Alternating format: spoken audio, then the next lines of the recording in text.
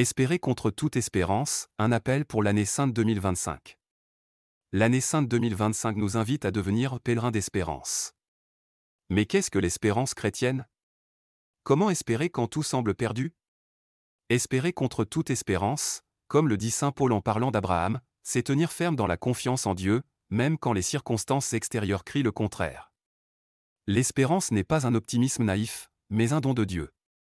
Elle nous arrache à la peur, elle nous porte au-delà des tempêtes, elle est une ancre solide pour l'âme. Dans ce monde troublé, comment garder l'espérance vivante? Comment la prière avec le cœur nous aide-t-elle à la cultiver? Découvrons ensemble ce trésor divin. L'espérance chrétienne, une folie aux yeux du monde. L'espérance ne fleurit pas lorsque tout est calme. Elle jaillit du plus profond de l'épreuve. L'espérance ne signifie pas fermer les yeux sur les souffrances, mais oser croire en Dieu malgré tout. Elle est ce feu intérieur qui nous empêche de sombrer dans le désespoir et nous pousse à avancer, même dans l'obscurité. Exemple de l'espérance parfaite, Jésus sur la croix. Il crie, « Mon Dieu, pourquoi m'as-tu abandonné ?» Pourtant, quelques instants après, il dit, « Père, entre tes mains je remets mon esprit. » Espérer contre toute espérance, c'est croire que la croix n'est pas la fin, mais la porte de la résurrection.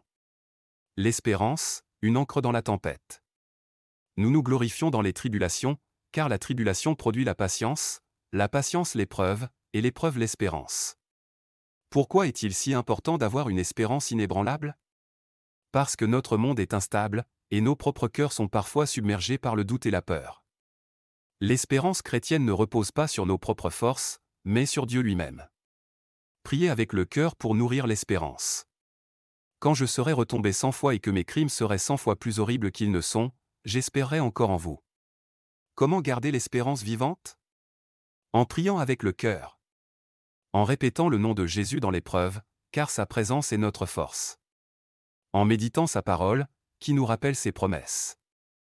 En demandant l'aide de la Vierge Marie, modèle parfait de l'espérance. Un cœur qui prie est un cœur qui espère. Marchons en pèlerin d'espérance. L'espérance n'est pas un doux rêve, c'est un combat. Elle n'est pas une illusion, mais une force surnaturelle. Elle n'est pas une fuite, mais une victoire. En cette année sainte 2025, choisissons d'être des témoins d'espérance, pour nous-mêmes et pour le monde. Abonne-toi à la chaîne Priez avec le cœur et marchons ensemble sur ce chemin de lumière. Active la cloche pour ne rien manquer.